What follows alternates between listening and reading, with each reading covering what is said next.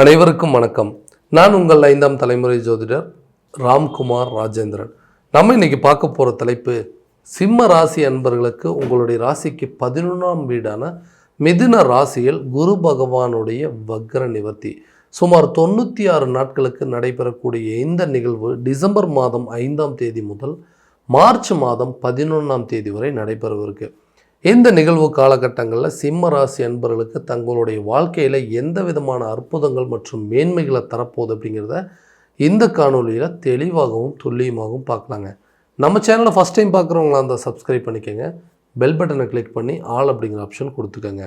சிம்ம ராசி அன்பர்கள் சூரிய பகவானை அதிபதியாக கொண்டவர்கள். எந்த ஒரு விஷயத்தையுமே தைரியத்தோடும் துணிச்சலோடும் செய்து முடிக்கக்கூடிய நபர்கள், மற்றவர்களுக்கு வழிகாட்டியாக இருக்கக்கூடிய நபர்கள், எல்லாருக்கும் உதவி செய்கிறவங்க. அதே நேரத்தில் தனக்கு ஒரு உதவி அப்படின்னு சொல்லி யாருக்கிட்டையும் போய் நிற்க மாட்டாங்க. தனக்கு வேண்டிய விஷயத்தில் தானே உருவாக்கக்கூடிய தன்மையை கொண்டவர்கள். எந்த ஒரு தயவையும் எதிர்பார்க்காத நபர்கள். இளம் வயதிலேருந்தே நிறைய கஷ்ட நஷ்டங்களை அனுபவித்து வந்துடும். மற்றவங்களுக்கு புத்தி சொன்னால் அவங்களோட வாழ்க்கையவே மாற்றி அமைக்கக்கூடிய தன்மை உங்கள்கிட்ட உங்களுடைய வார்த்தையில் இருக்குது. ஏன்னா வார்த்தையில் எப்பயுமே ஒரு ஃபோர்ஸ் இருக்குங்க. பேசும்போது ஒரு கம்பீரம் அப்படிங்கிறது இருக்கும். சார் எல்லா விதத்துலையும் ஓகேங்க. சிம்ம ராசியில் பிறந்துட்டாவே அப்படின்னா பெரிய தைரியசாலி, துணிச்சல்சாலி, எல்லாத்தையுமே கண்ட்ரோல் பண்ணக்கூடியவங்க அப்படின்னு நினைப்பேன். ஆனால் என்னுடைய வாழ்க்கையில் ஏன் நான் நினச்சபடி என்னால் வாழ முடியல, நிறைய கஷ்டங்களை மட்டுமே அனுபவிச்சுட்ருக்கேன். யாரை கேட்டாலும் சொல்கிறாங்க, ஓகே அப்போ உனக்கு என்னப்பா சிம்ம ராசியா, பயங்கரமான ராசியாச்சு அப்படிங்கிறாங்க. ஆனால் என்னுடைய கஷ்டங்கள் எனக்கு மட்டும்தான் தெரியும். ஏன்னா நான் நினச்சபடி எதுவுமே என்னோடய வாழ்க்கையில் சரியான விதத்தில் நடந்ததே இல்லைங்க. நான் ஆசைப்பட்ட வாழ்க்கை அப்படிங்கிறது ஒன்று எனக்கு சரியான விதத்தில் அமையலை. அமைஞ்ச வாழ்க்கையை சரியான விதத்தில் மாற்றி அமைச்சிக்க முடியல. பிடிச்ச மாதிரி ஒரு வேலைக்கு போக முடியலைங்க. ஆசைப்பட்ட மாதிரி ஒரு தொழிலும் பண்ண முடியல. என்னுடைய திருமணம் கரெக்டான ஸ்டேஜில் நடக்கிறீங்க. எனக்கு கிடைக்க வேண்டிய ஒரு சில வாய்ப்புகள் அப்படிங்கிறதும் கரெக்டான விதத்தை அமையும். ஸோ இப்படி எல்லா விதத்துலேயும் நிறைய சிரமங்களை மட்டும்தான் நான் அனுபவிச்சுட்ருக்கேன். ஆனால் மற்றவங்களுடைய வாழ்க்கையில் உங்களுக்கு என்னப்பா எல்லாமே பயங்கரமாக இருக்கும், ஓஹோன்னு இருக்கும், இந்த ராசியில் பிறந்துட்டாவே உங்களுக்கு நிறைய அமைப்புகள் இருக்கும் அப்படின்னு சொல்லுவாங்க. ஆனால் என்னுடைய நிலை அந்த மாதிரி கிடையாதுங்க. என் இடத்துல இருந்து பார்த்தா தானே தெரியும் அப்படின்னு சொல்லக்கூடிய அளவுக்கு நிறைய கஷ்ட நஷ்டங்களை அனுபவிச்சிடும். ஸோ இந்த நிகழ்வுகள் அப்படிங்கிற இந்த 11ஆம் இடமான லாபஸ்தானத்தில் இந்த குருவுடைய வக்ர நிவர்த்தி அப்போ இதுவரைக்கும் நீங்கள் எந்தெந்த விஷயங்களை எதிர்பார்த்துட்டு இருந்தீங்களோ அந்த அமைப்புகள் உங்களுக்கு மாறக்கூடிய ஒரு காலகட்டமாக இருக்க போதுங்க. வேலை சார்ந்த யோகங்கள், இந்த மாதிரி தான் ஒரு வேலைக்கு போகணுன்னு ஆசைப்பட்டேங்க, இந்த மாதிரி தான் ஒரு டிபார்ட்மெண்ட்டில் ஒர்க் பண்ணணும்னு நினச்சேன், இந்த மாதிரி தான் எனக்கு இந்த இடத்துல தான் நான் வேலை செய்யணும்னு நினச்சேன்னு சொல்லி நிறைய கனவுகள் இருந்தது.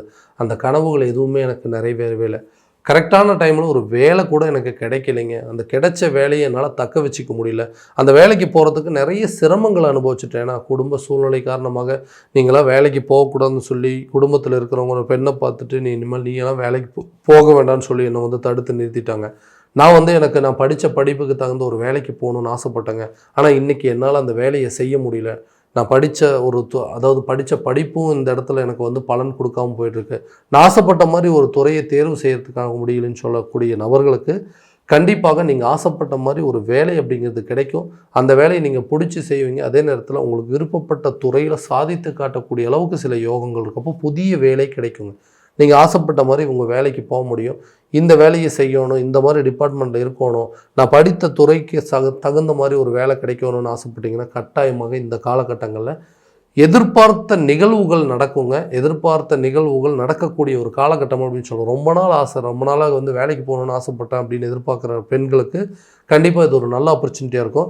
வேலை கிடைக்கலன்னு சொல்லக்கூடிய ஒரு ஆண்களுக்கு புதிய வேலை கிடைப்பதற்கான யோகங்கள், வெளியூர் சார்ந்த வேலைகள், வெளிநாடு சார்ந்த வேலைகள் எல்லாமே இந்த நேரத்தில் கட்டாயம் உங்களுக்கு அமையும்.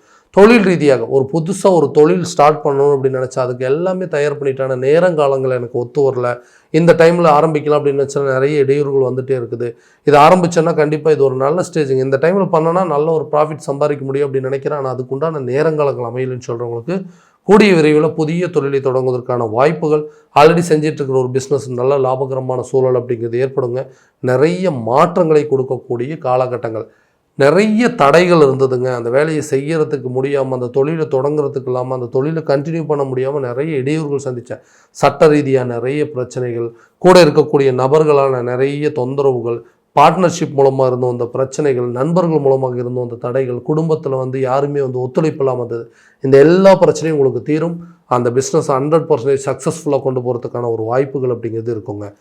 அதே நேரத்தில் இந்த திருமணம் ஆகாத நபர்கள், ஏன்னா அந்த திருமணம் அப்படிங்கிறது மட்டும் கரெக்டான ஸ்டேஜில் எனக்கு நடந்திருந்ததுன்னா இதை விட ஒரு நல்ல அமைப்பு வேறு எதுவுமே இல்லை. ஏன்னா எல்லாத்தையும் நானாக உருவாக்கிட்டேங்க. ஒரு நல்ல வேலை இருக்குங்க, இன்றைக்கி ஒரு அடிஷ்னலாக ஒரு பிஸ்னஸ் பண்ணிகிட்டு இருக்கிறேன், கார் இருக்குது, வீடு இருக்குது, வண்டி வாங்கின எல்லாம் இருக்குது. ஆனால் அந்த திருமணம் அப்படிங்கிறது மட்டும் கரெக்டான ஸ்டேஜில் எனக்கு நடக்கவே மாட்டேங்குது. ஏன்னா இது ஒன்று நடந்துருச்சு அப்படின்னா நான் பட்ட கஷ்டங்களுக்கு இது ஒன்று தான் நல்ல பலன். ஏன்னா மனைவி வரக்கூடிய நேரம், கணவன் வரக்கூடிய நேரம் என்னோடய வாழ்க்கையில் நிறைய மாற்றங்களுக்கு நிறைய லைன்ஸ் பார்த்துட்ருக்குங்க. எதுவுமே எனக்கு செட் ஆகவே மாட்டேங்குது.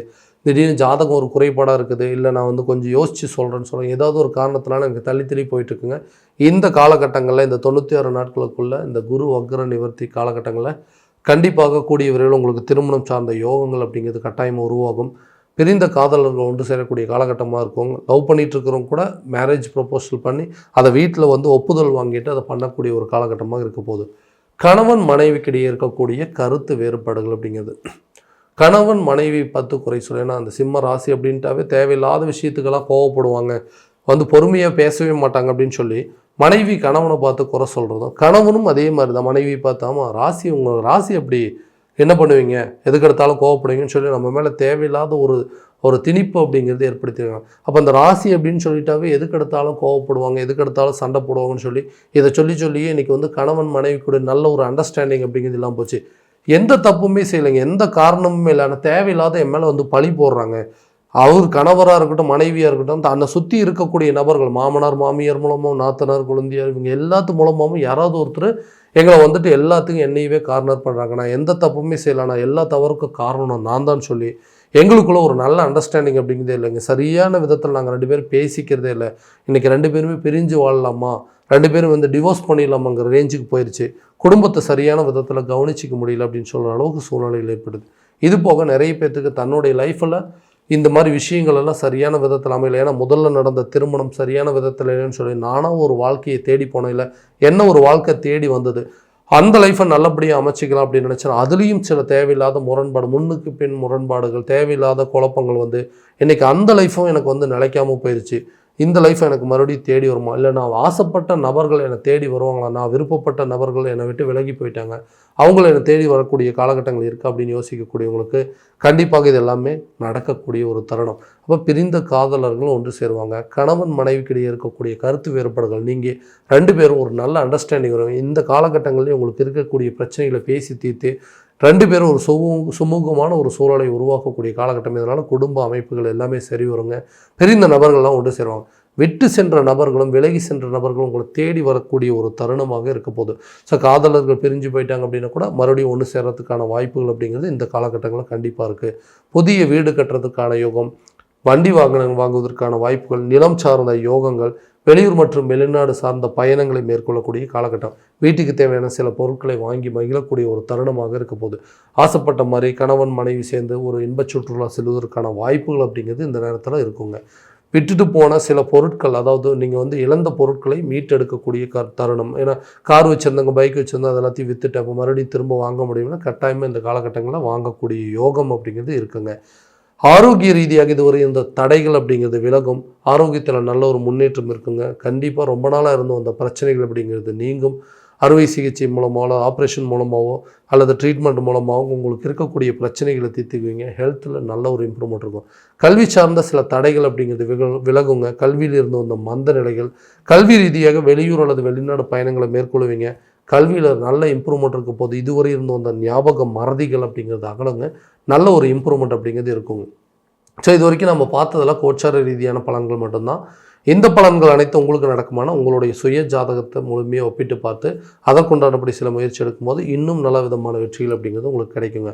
ஸோ உங்களுடைய ஜாதகத்தை எங்கிட்ட பார்க்கணும்னு விருப்பப்பட்டீங்கன்னா கீழே தெரியிற நம்பருக்கு கான்டாக்ட் பண்ணி அப்பாயின்மெண்ட் ஃபிக்ஸ் பண்ணிக்கோங்க. அப்படி இல்லையா உங்களோட ஜாதகத்தை வாட்ஸ்அப் மூலமாக அனுப்பிச்சிச்சிங்க அப்படின்னா தெளிவான முறையில் கணிச்சு துல்லியமான பலன்கள் அப்படிங்கிறது உங்களுக்கு தெரியப்படுத்தப்படுங்க. மீண்டும் அடுத்த காணொலியில் உங்களை சந்திக்கும் வரை உங்களிடமிருந்து விடைபெறுவது உங்கள் ராம்குமார் ராஜேந்திரன். நன்றி.